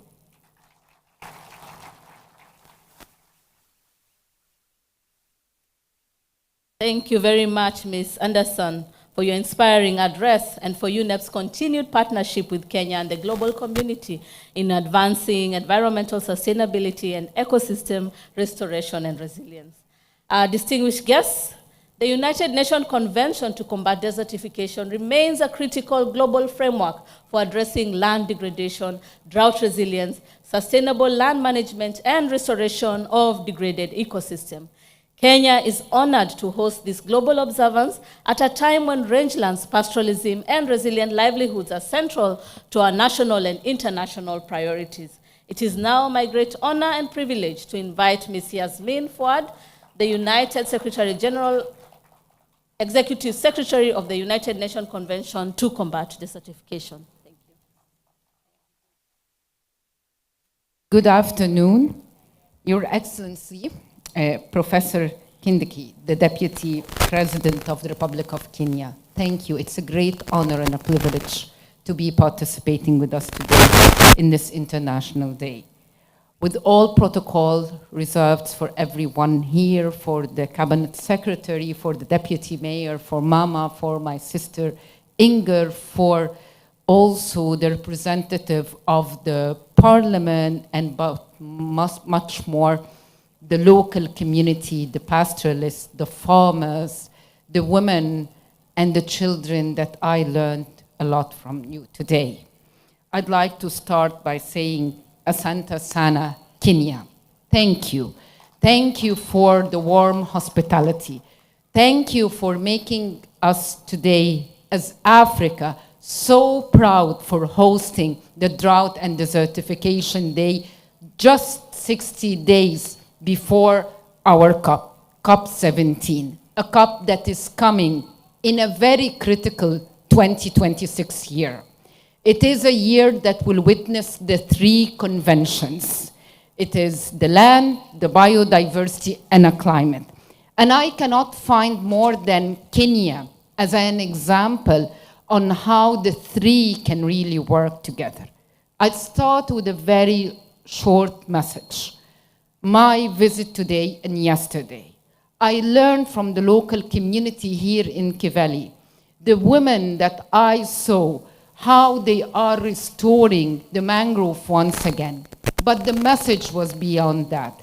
The message was, we cannot continue dealing in islands. The land and water were intersecting there, and they were planting those mangrove. But the story goes beyond the abstract of the land and the trees.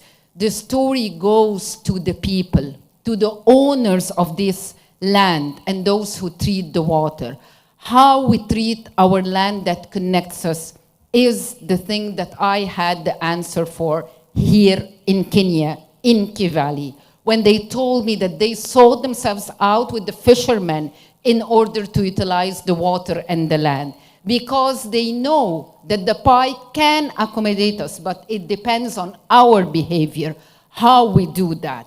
Part of that discussion today, I thank you all for all the speeches that brought drought and desertification and land degradation at the upfront. But there is another important message today.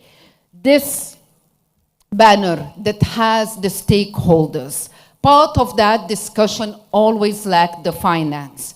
We are losing each year $900 billion because of land degradation, and drought is letting us to lose $300 billion, which means that investing in land restoration and having the private sector hand in hand is the solution that we will be able to learn together and walk together that to COP17. Last but not least, I'd like to end my very simple speech beside thanking Kenya for the wonderful celebration of bringing all those people here today, for giving that strong message to the continent and to the African woman that we can do it, and we will continue to do it, respect, restore, and recognize land and rangeland.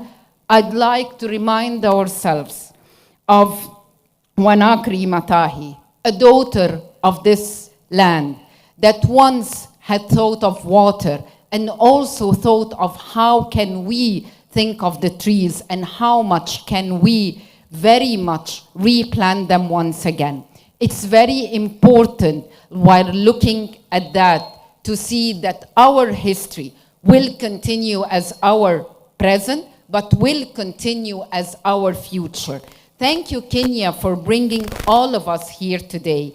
and UNCCD beside UNEP would stand ready to make that pilot project of the land degradation neutrality Kilifi as a reality. But we will do it for the people, with the people, because this girl today has taught us that when we are restoring our land, we're restoring in the future generation, we're restoring hope and opportunities. And from Kenya, you are bringing land degradation, drought, and peace to everyone in Africa and beyond. So I thank you very much.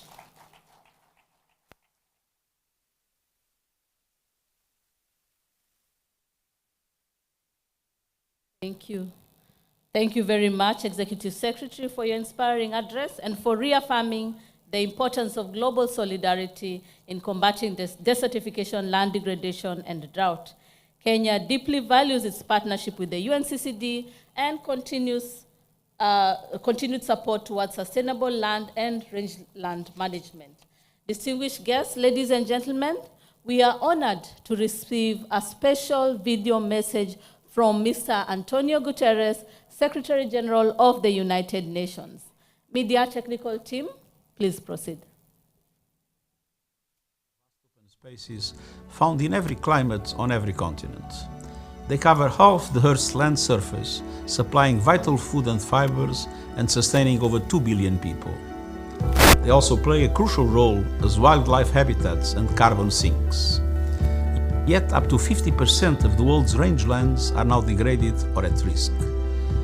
These conditions threaten the global food system, harm local livelihoods, reduce biodiversity, and increase greenhouse gas emissions. On this World Day of Combat Desertification and Drought, we are issuing an urgent call to recognize and respect the world's rangelands.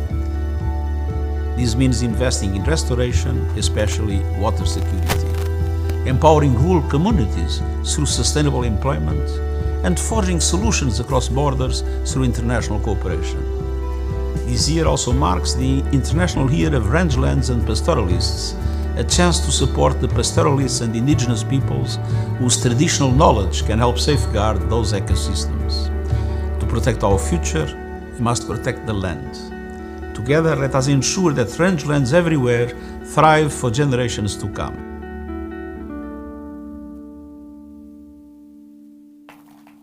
Rangelands are vast open spaces. Thank you. We deeply appreciate the Secretary General's message to the global community on this important occasion of the World Desertification and Drought Day. There is great significance today as it underscores the importance that the UN Global Call for Urgent Action to combat desertification, land degradation, and drought, while strengthening international cooperation towards restoration, drought resilience, and sustainable livelihoods. Distinguished guests, ladies and gentlemen, we have now come to the keynote address.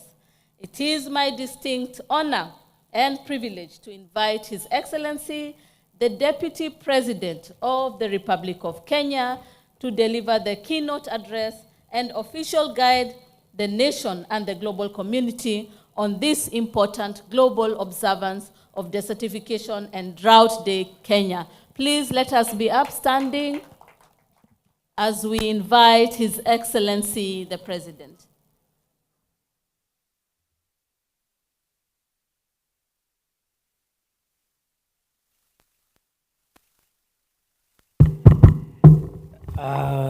Please be seated. I have just assured the Minister Deborah that I will apologize on her behalf. Baya sana.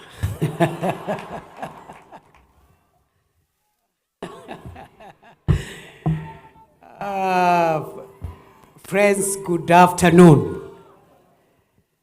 Good afternoon, friends.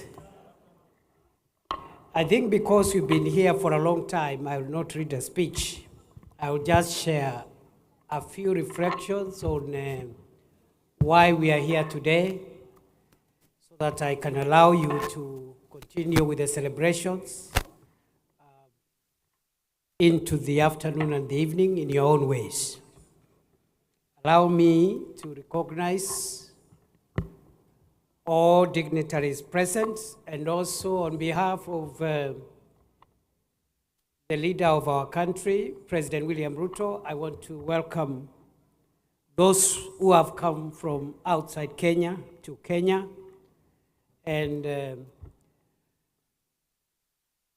I also want to take this opportunity to say that I have listened to the little girl who spoke here. I don't know whether you noticed, the girl did not have a speech to read. I wonder how many of us adults can do a job half of what that girl did here. And so, even as we look at protecting our environment, especially in the rangelands, and conserving the environment for future generations, today I feel challenged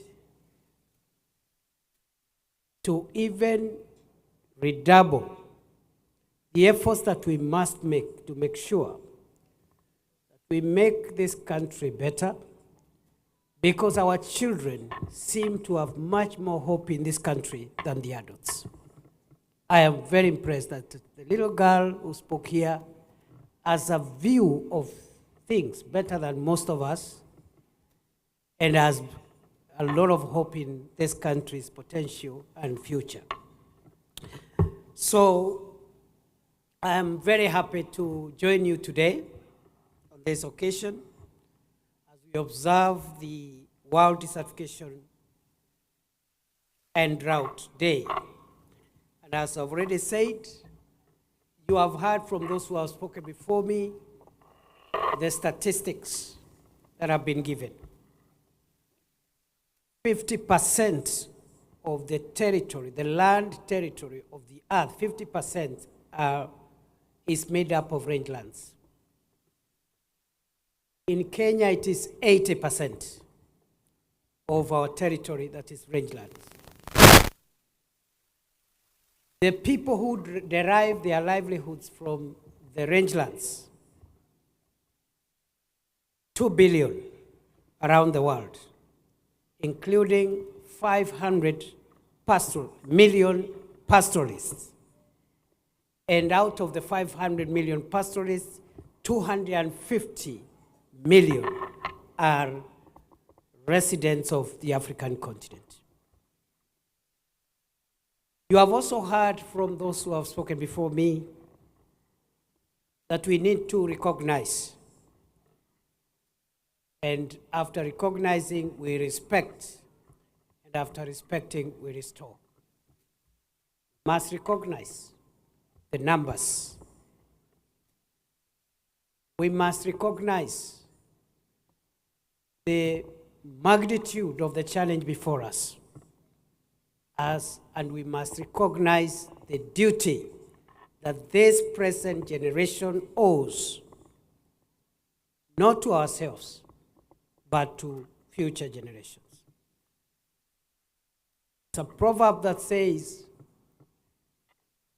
that this world, we have not inherited it from our ancestors. We have only borrowed it from our children. Therefore, our duty is to make sure we return this earth to our children better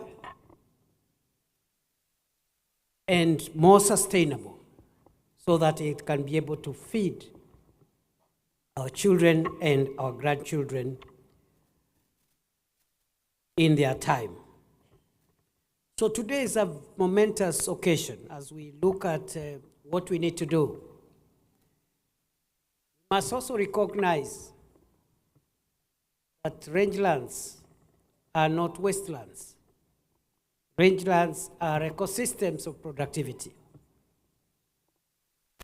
We must also recognize that rangelands supports livelihoods, communities, and incomes, millions, and globally billions. We must also recognize that these communities who are the custodians of the rangelands know what we need to do, how to do it.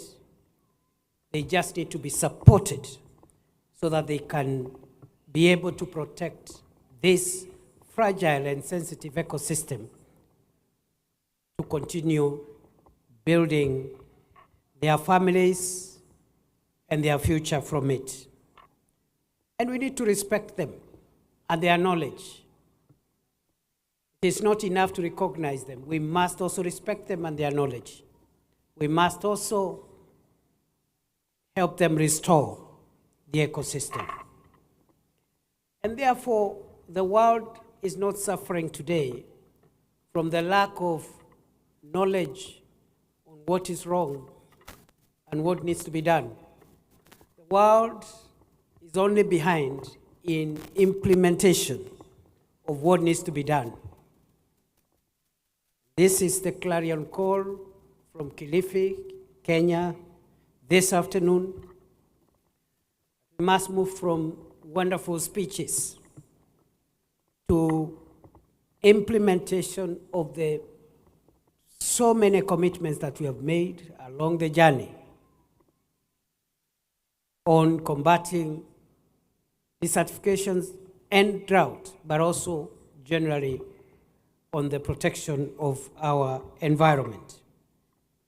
I therefore want to acknowledge the role played by the United Nations, particularly the United Nations Environmental Program, which we host here in Nairobi.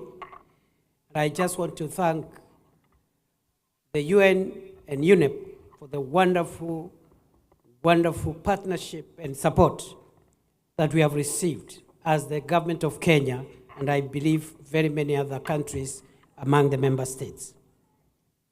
I also want to recognize the role that have been played by the secretariats of the UN Convention on Combating Desertification. I want to thank you, Madam Executive Director, and your team for your partnership and focus and clarity as we continue dealing with the issues before us.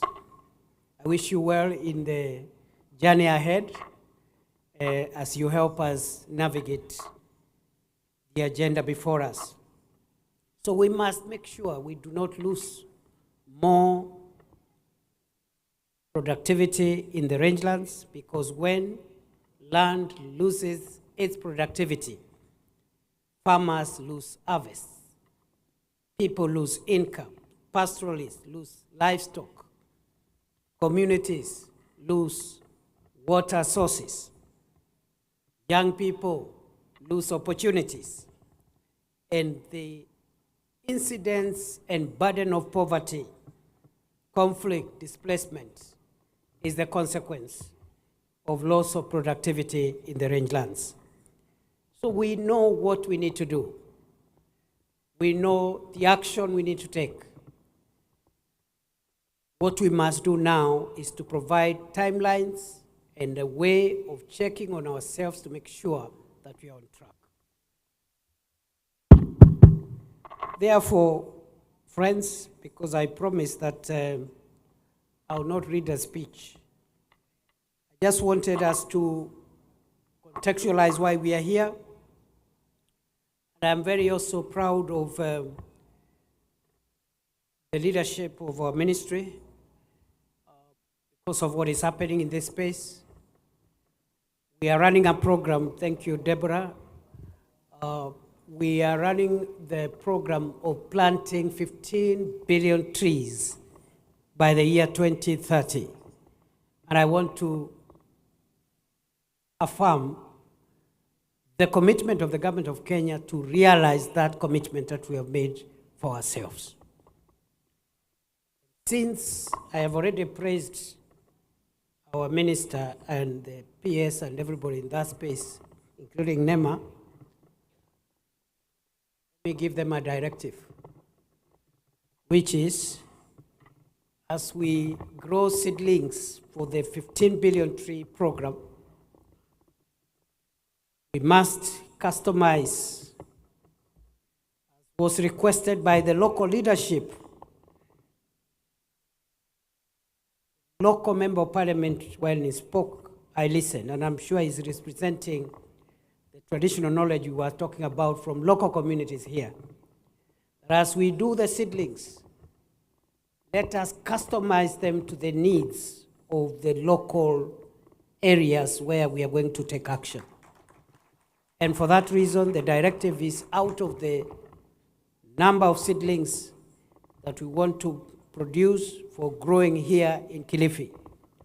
We must commit to increase the number of fruit, mangrove, cashew nuts, and fruit trees that are very common in this area. Ulisema mnazi na nini? What is mnazi in English? Coconut, cashew nut, mangrove, na mango tree. Umesikia waziri? Nimesema ya kwamba wenzetu kutoka Kilifi ya kwamba serikali ya Kenya iko na mpango wa kupanda miche na miti bilioni 15 ifikapo mwaka wa 2030. Nimeagiza wizara yetu ya mazingira kuhakikisha kwamba katika ile miche ambayo itatengenezwa, ambayo itatumika kupanda miti, watenge idadi kubwa ya hiyo miti, iwe ni miti ya minazi, iwe ni miti ya maembe ama miembe, iwe ni mangrove, sijui mangrove kwa Kiswahili inaitwaje? Inaitwa mikoko. Mikoko, minazi, miembe na mikorosho. Ni fire si fire. Kwa hivyo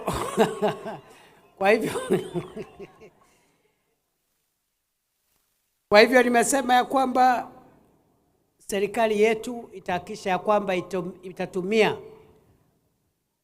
na itaheshimu jamii huku mashinani kuhakikisha kwamba ujuzi wao katika kulinda mazingira unatumika, na tunawasaidia kutumia huo ujuzi kuongeza ama kuinua uchumi wao, kwa sababu miti kama hiyo ambayo tumetaja ni miti ambayo sio tu ya kusaidia kuhifadhi mazingira, lakini pia inaongeza utajiri na inaongeza pesa katika mifuko ya watu wa Kilifi na watu wa Pwani.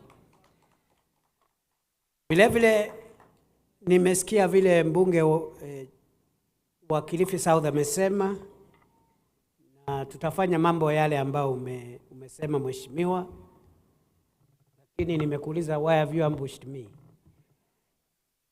Sababu ungeninong'onezea hapo uniambie ni nini unataka tufanye, kwa sababu leo ni siku ya kitaifa na siku ya kimataifa, lakini I think you are a good politician. You know how to take advantage of the moment. So I have heard what you have said. Tutakukamilishia hii taasisi ambayo tumejenga kwa miaka mingi hapa ya Ronan Gala. I want to commit on behalf of government that we will finalize, complete and operationalize the Ronan Gala College, Utalii College, because it has been there for the longest time possible. We are going to get resources, complete and operationalize. Ndio tukifika hapa kuomba kura, itakuwa tu ni tuta na fire. Ama namna gani? Ni kweli si kweli? So we are going to do that, Mheshimiwa. I have also add what you've said about the school now that we are here. But more importantly, as I end my remarks, I am very, very touched by the message from the little girl who spoke here. Therefore, Mheshimiwa, you know what you must do. We must support that school where that child comes from. We must support that family, and we must do something for the community here in honor of that child and our generation, so that we encourage our children and young people to have a positive mindset, to be patriotic, to think about the country, and to influence us positively. Kwa hivyo mheshimiwa, you know what we need to do. Si namna hiyo? Kwa hivyo wenzangu, mimi nitafanya hiyo kitu vile nimesema, na nimefurahi sana. You can sit down mheshimiwa. Nimefurahi sana. I think this has been a very, very successful event. We are going to follow through on our commitments to fight desertification and drought as a country. We are going to continue being a responsible member of the United Nations family and other global arrangements that help us resolve this problem. My only call to the international community is that fighting desertification, fighting drought, is a shared commitment. It requires financing and it requires solidarity. And therefore, no one nation, no one part of the world can do this alone. Kwa hivyo, mwisho kabisa, maybe I should say this in English, finally, that part of the effects of desertification and degradation of rangelands is increased human-wildlife conflict. And we have seen the statistics have continuously increased because of the increasing encroachment and degradation that is happening in this space. And therefore, on behalf of the government of Kenya today, we will be releasing shortly a part of the compensation for the victims of those who have been injured because of the wildlife human conflict in this area, and we are going to issue a check from the Kenya Wildlife Service on behalf of the government of Kenya to the community here as part of the process of making sure that we recognize, we respect, and we restore. Kilifi hoye! Kilifi hoye! Ni leo si leo. Ni leo si leo. Ni leo si leo. Mimi nataka niwashukuru sana, na kwa niaba ya Rais wa Jamhuri ya Kenya, kwa niaba ya sisi zote tunashukuru. Hayo mambo mengine tutaongea, labda leo sio siku, lakini tutaongea, tutaona vile tutafanya. Wabunge wetu wako area hii, tutapangana ndio tukuje, ndio hiyo siku ingine niwaulize kama ni fire ama sio. Ama mnasema ni fire? Mnasema ni fire? I bring you greetings from President Ruto. Asanteni sana. Thank you very much. God bless Kenya. God bless the world. Thank you very much for all of us who have made it to this occasion. Asanteni sana.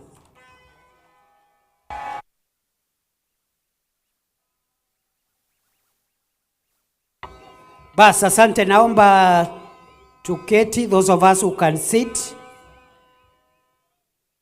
PS, so I think you can read out this. Just read out the numbers. You can sit down, and who should come here with me?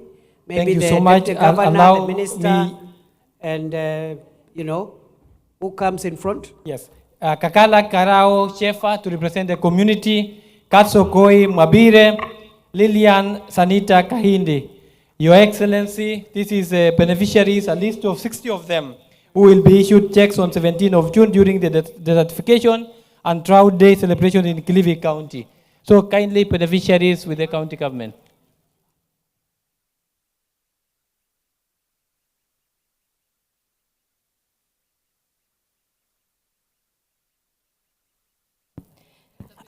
Naam, asante sana. Ni kipindi cha kuwatuza ama kuwapa compensation wale ambao wameweza kuathirika na hasara ya wanyamapori. Wa kwanza ni Kazo Koi Mwambire, atafuatwa naye Kakala Kirao Jefa, naye Bi Lilian Sanita Kahindi, ili angalau waweze kuwawakilisha wengine.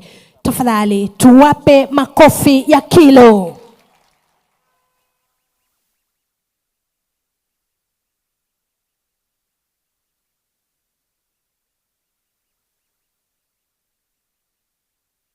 Asante sana. Ni kupanguzwa machozi tu na serikali kuu kwa sababu ya hasara ambazo waliweza kuzipata wakulima hawa na wenyeji katika jimbo hili la Kilifi.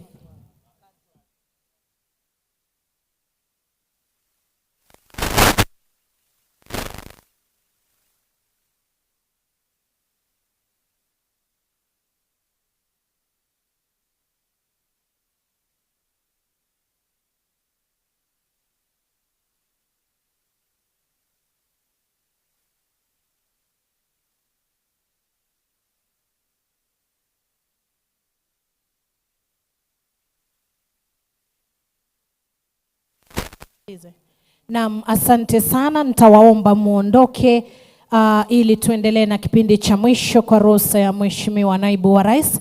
Kwa hivyo wengine sote tafadhali tuondoke.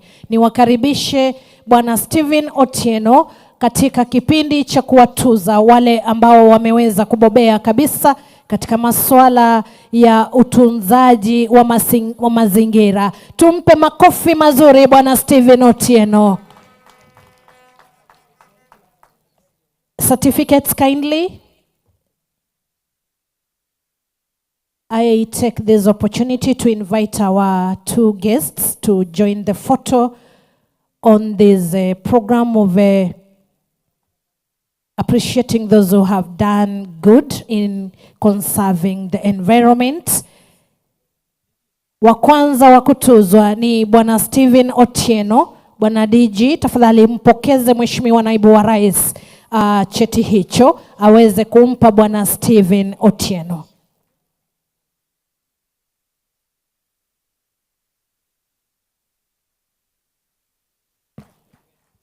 Asante, tunatumai Bwana Stephen ataweza kuwafunza wengine masuala ya kutunza mazingira. Wa pili ni Bwana Martin Ya. Mpigie makofi mazuri anapojongea. Bwana Martin Ya. Na atakayefuatia ni Empowerment Farmers Foundation, kikundi cha Empowerment Farmers Foundation. Na wacha mwisho ni Nature Kenya. Popote mlipo kwa haraka kidogo. Aya, makofi kwa Bwana Martin Ya. Aya, geuka tupate picha ya kumbukizi. Asante kabisa. Watakaofuatia ni kikundi cha Empowerment Farmers Foundation.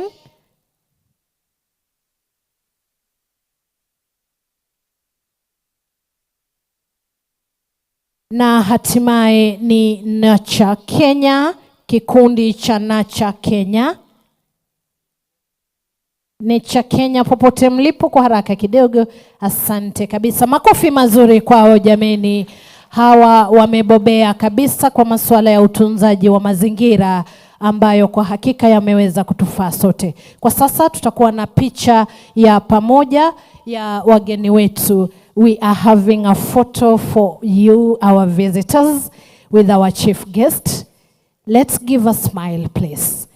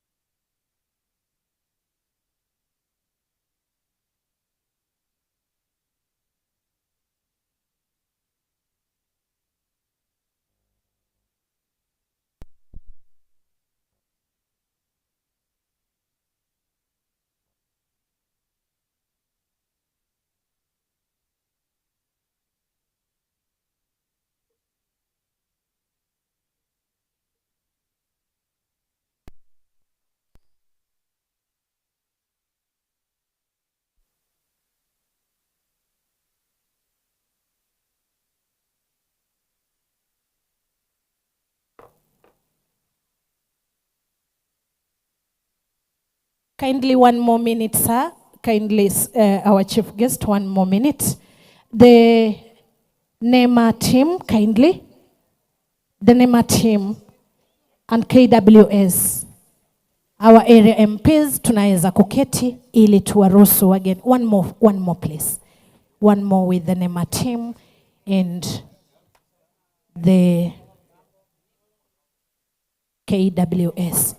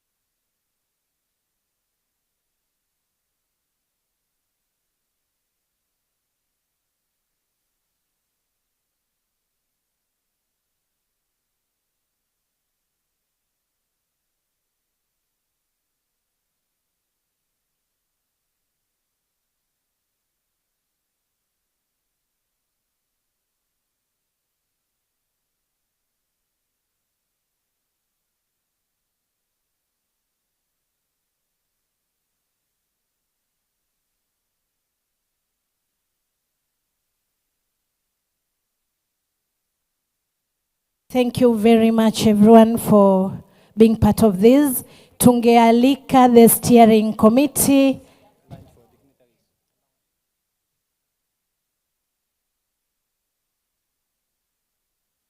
Thank you, sir. Tungealika the steering committee, lakini nitaomba samahani. Naomba Mheshimiwa Naibu wa Rais usalie kwa sababu ya wimbo wa taifa, na ninaomba kila mmoja tusimame kwa heshima. Tuliovalia kofia sio rasmi, tafadhali tuzitoe. Wanabendi, kazi kwenu.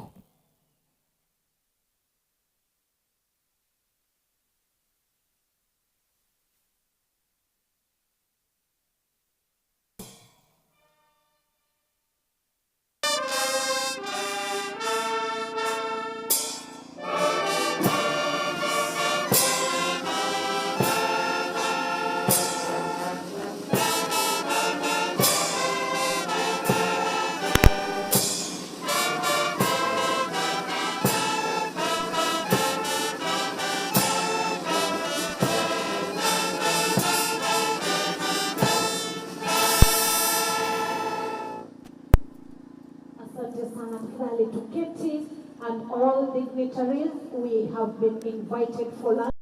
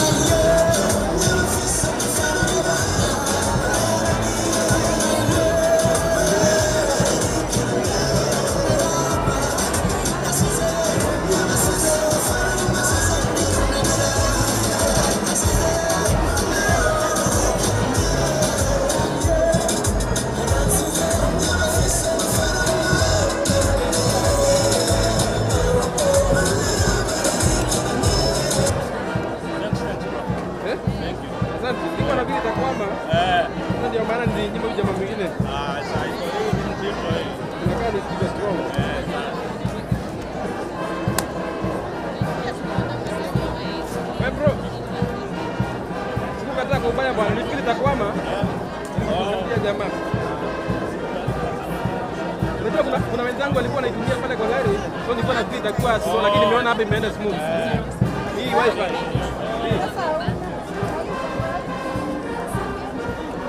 Ilikuwa tu ni warumi kama